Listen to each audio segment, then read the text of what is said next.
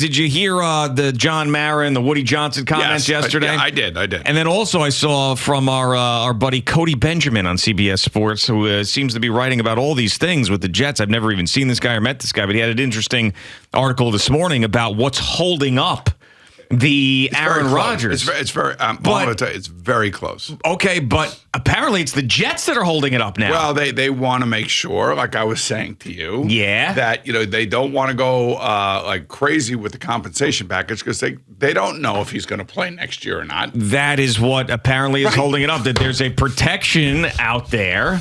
A protection. Yeah. Okay. Thank you. Well, that's the first time I heard that there was a protection. No, pick. You didn't say protection pick. You didn't say that. You said that they don't know if he's going to play, but I didn't know that was part of the compensation package. What I was saying to you is that pick, that protection pick, works both ways. It works for Green Bay if the Jets have a really successful run and Aaron Rodgers plays the majority of the games, probably 75 or 80% of the games. Yeah. And then if he comes back, then that pick for the Packers would be higher. If the Jets play and let's say he gets hurt or they don't make it far enough and he's not coming back for a second year, well, then they don't want to have to give something for that. Sure. That's all. That's the protection pick that I've been talking about. I've been talking about flipping the first two picks. Sure. I've been talking about one of these second-round picks this year, and I've been talking about a conditional pick. We call it conditional. What's his name? Cody? Yeah. Cody's calling it, a protection pick. Well, it's conditional protection, whatever word you want to use. I just didn't know it was the Jets that were holding this up. I've told you 1,000. You didn't tell me the Jets were holding it up. I'm sorry. You've been right about a lot of stuff. You haven't been on top of everything 10 days before everybody else has said it. No. But I did not know that the Jets were holding this up because of that other side of this thing. We talked all day yesterday about how was the Packers general manager. The entire day. Not once did either one of us say that the Jets were holding this up because they were afraid that the Aaron Rodgers wouldn't play and they needed something as far as the conditional pick on their end. That is a little bit more all right, so detail. Yesterday was not the first day we've started as a radio show here. Right. You and I have been together for a long time. Yes, this is year 6. Yes. And I have said repeatedly that the Jets don't want to go crazy with the compensation because they're not sure he's going to come back for 2024. I know that. I'm just saying there was more detail yesterday. There was more detail in the sense that I thought that the Packers were asking for more when it was really that the Jets are now asking for more. That is the detail I did not know about yesterday, and we didn't talk about. So I'm not saying that you weren't on top of all this. Clearly you were. But the detail I found out yesterday was it sounds like that if Joe Douglas dropped that part of it, of the protection of Aaron Rodgers not playing in 2024, that the deal would be done already. Right. So what I would say, if you really want to be right, if he doesn't play in 2024, we'll give you a 4th-round pick or something just to get the thing done. Right. I mean, at this point, and, Woody Johnson's getting impatient. He's saying things to the nature like, I'm impatient, I want to win now. He's been saying that for years. But has he? I feel like he's always been like, there's not going to be a playoff mandate and yada, yada, yada. Like it's funny because the Jet fan is impatient, but I feel like that Woody Johnson has been exceptionally patient. Well, the Jet fan has right to be impatient. They really haven't anything since, Rex Ryan was here. So, right. Look, it's going to happen soon. Very close. Yes, they're very close. Very it's close. Going to happen soon. And very close meaning end of the week. Yeah, I wouldn't even be surprised if it got done, sometime today or tomorrow. Wow. I mean, just simply because they'll cool heads will prevail. And remember, the NFL has to do their scheduling. Yes, and what is that, May that happens? The schedule release? I believe the schedule release is after the draft. Yeah, okay. NFL schedule release is going to be... what day is the schedule released? Well, last year it was May 12th, so I don't. So after the draft. Yeah. So I'm just trying to find exactly when it is, but I don't have it right now. And believe you me, they want to make sure that if the Jets are going to get Aaron Rodgers, which they will, and OBJ, they want those guys on at least 5 national games. And they're just going to let Al Michaels make the schedule this year, correct? Is there a max for national games? I think it's usually 5. Something like that. All right. So you max out at 5. Yeah. So the Jets will 100% max out. Once this all comes through, and then the NFL, as the schedule makers get going, they start looking at the teams and looking at the potential games like we were doing before. Right. Remember, we went over the potential schedule openers. That's right. That opening weekend, where would the Jets play? Who would they play? Would it be at home? Would it be on the road? Would it be Sunday night? I want a Jets-Giants Monday night opener. That's what I want. That's what I would like to see. Monday Night Football.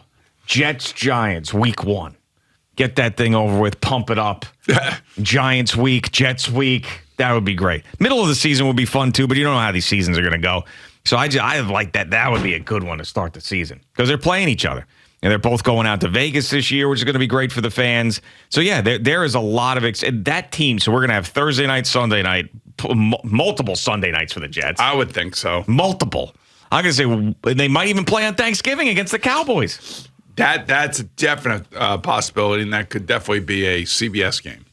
Ooh, all right. I mean, now we're talking. CBS getting in on the action now. Even though that we're not really an AFC goes to NFC team, it's on CBS. We're not really doing that anymore. Now it's a kind of a free-for-all. Right. And, again, the schedule makers want to try to keep all their partners happy.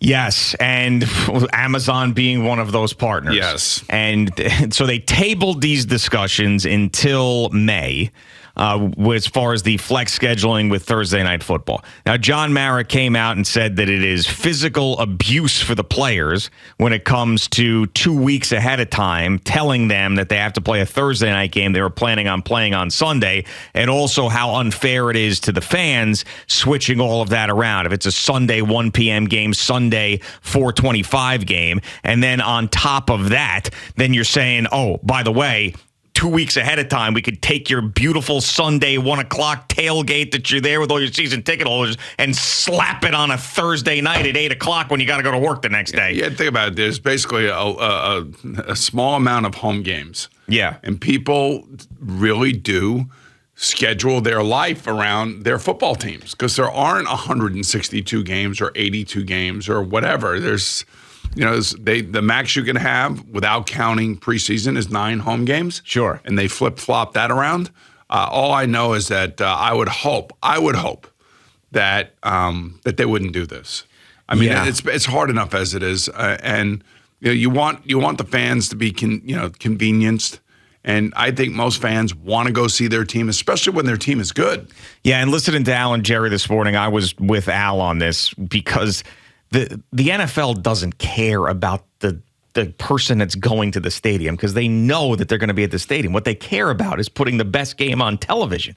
So if you get more eyeballs on Thursday Night Football on TV, that's a hell of a lot better than making sure like maybe there's 3,000 people that didn't go to the game that would have. And the players, we've seen throughout the years that the NFL only cares about the players when there's a controversy. I'm trying to think about our schedule, and if I remember correctly, and again, sometimes it gets a little foggy. Yeah. In 1987, we won 4-11 because we had the strike year, we had one less game, the whole thing. Yep. And so we were not predicted in 1988 to come back and be one of the best teams in the league. As a matter of fact, our 87 team was I still say is our best team. We were just derailed by the strike and everything else. So we come back in 88.